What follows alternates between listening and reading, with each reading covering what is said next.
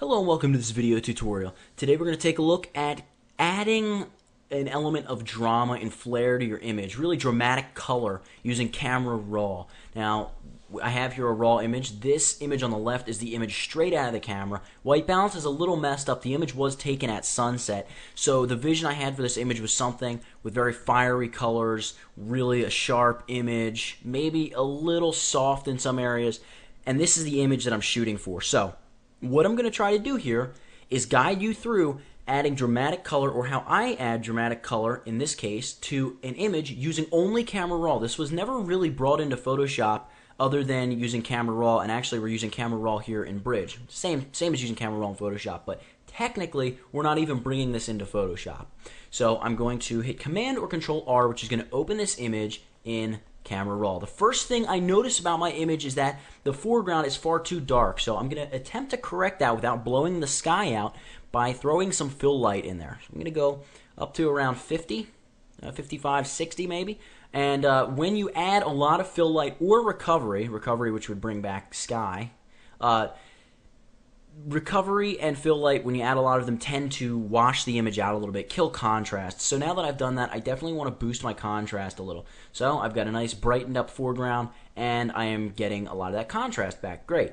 I'm going to slide my clarity slider back. Sliding your clarity slider back softens the image. Sliding it forward really gives a lot of mid-tone punch to the image. It really almost gives it a pseudo HDR look. Not quite what I'm going for here. So I'm going to go ahead and set this to right around -15. And we're going to leave the vibrance and saturation alone for now. We may come back to them later. What I'm concerned about now is the temperature of this image. It's far too cool. So I'm going to see what the preset white balances have in store for me. I'm going to check out daylight. And I really like this. I really like daylight. We're going to try cloudy. Cloudy's pretty nice. It's introducing a little bit more orange. I actually like that a little bit more. Shade takes it a step further, maybe a little bit too far, though it's starting to look semi-toxic. So I'm going to go back to cloudy, and there's a bit too much green here, so I'm going to take the tint slider, slide it toward magenta. Because remember, we're at sunset. We really want it to be these warm, sort of orange and pink / magenta tones that we're going for. I may throw a little bit more orange in there now that I'm looking at it. There we go, and a little bit more magenta. Alright, cool. Now that we've done that, we're going to go ahead and begin using the adjustment brush. The first thing I want to do is brighten up the foreground a little bit more and darken the sky a little more. So, we need two separate adjustment brushes for that. So, I'm going to set the one for the sky first. I'm going to go exposure negative, I don't know, 35 or so.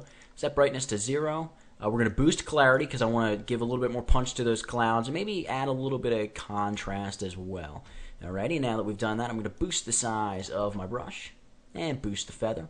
You can try using auto mask. In this case, I don't think auto mask is going to do me much good. Auto mask is going to basically detect the edge for you and only paint in the area where you have that center plus point of your brush. So a lot of cases with skies it works. Here with all the little edges on the trees, I'm not so confident that it's not going to leave me with a ton of haloing.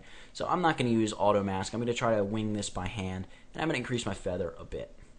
Maybe around 50. There we go. Cool. Now that I've done that, let's begin painting in the sky to darken it up. And you may notice it's making it a little more orange because here in color, you can select the color swatch there, and you can add a bit of color to whatever you're working on. I'm throwing some orange there into the sky. And we're going to finish painting this guy in. Again, just focusing on around that big tree especially, making sure we kill off any kind of haloing that may want to crop up. Alright, cool. Now that we've done that, let's just try bringing the brightness down a little bit more. That's not too bad. Just, again, double check around the tree because that's where you're really going to notice that haloing. Now, I also want to create an adjustment brush for the foreground, so I'm going to choose New. And I'm going to select my color swatch, drag saturation to nothing. We may add some color to the foreground, but not right now. I definitely want to boost the clarity here in the foreground, something around 50. And the contrast as well, a little bit, and we'll make it just a little bit brighter. Bring the exposure back to 0 just by double-clicking that slider. And we're going to bring the brightness maybe plus 15 or so. And I'm just going to paint in here in the foreground. Kind of a subtle effect happening. But really what we're doing is we're adding contrast, and we're making the foreground of this image a bit sharper. Alright? I'm going to roll over this, make sure I hit all the areas that I want to. Alright, cool. Now that we've done that, I may go ahead and just add a little bit of magenta to the foreground, just to, give it a little bit of the effect that the sky is going to be casting this big red / orangey glow onto it. I want to create a new brush, and I'm going to really boost the brightness to about plus 30, contrast and clarity. We don't want to add any color though. And I want to paint here along these rocks just to give the eye something to really look at and follow, almost right to the horizon, like so.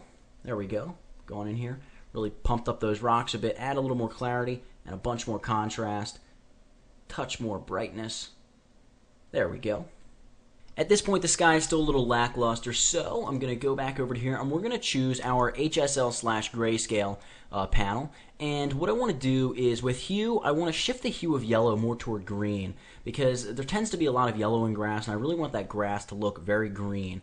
And I'm going to swap orange to look more like red, and blue to go a little more purple, to give us some purple up there in the sky. Here in saturation, I'm going to boost the saturation of my yellows and greens, as well as my blue and purple and magenta. And then under luminance, I want to brighten up the greens and yellows, which is going to give the grass a little bit of a boost. We're going to down the blue, down the purple, and down the magenta. It's going to give us a nice darker sky. All right, now that we've done that, we're going to go ahead and add a vignette under the lens correction area. We're going to give a nice heavy vignette, all right, like so. Maybe back it off a little bit. There we go, very nice. And at this point, I'm going to grab the graduated filter, and I'm going to pull one down from the top. However, I want to go ahead and darken it up a bit. Again, we can dump a little bit of contrast in there. We don't really need any more clarity up there. I don't want to go too overboard. And here I'm going to add some nice, almost hot pink is what you're looking to add. And I'm going to pull this straight down from the top. And you can see the effect it's giving my sky. And that looks pretty good. I like that. Maybe it's a little too intense, so we'll back off the saturation of our pink. You know what? And I don't think it was too intense. There we go. And at this point, I'm going to give a little bit more contrast up top, and maybe we can use a little bit of clarity. I can see haloing around the edges of the clouds. Just watch for those little things. Alrighty, cool. Now that we've done that, let's create a new graduated filter. And this time, we're just going to boost brightness a little bit. Not really any contrast, not really any clarity. Definitely not any color. So hit OK, and we're going to pull one up from the base here, just to brighten up the foreground a touch. There we go. And select the hand tool, and then all you want to do is get back to the basics panel, and we just want to punch the vibrance way up with this image, somewhere around 75, and just reduce saturation, maybe -20, maybe -15, -20, something like that. And you can see the extreme difference in this image. I actually want to come into lens vignetting and give a little bit of post-crop vignette. There we go. Now to preview total before and after, go to the snapshots panel and just hit the P key. There's what we started with. And here's what we finished with. And you can see a huge difference, all using camera raw. At this point, I would just hit done. And we go back to the bridge. And you can see, well, this image will update in just a second. And we'll have something very similar to the image here on the right. There you have it. An image that's pretty similar to this one. One here, one there, created completely in camera raw.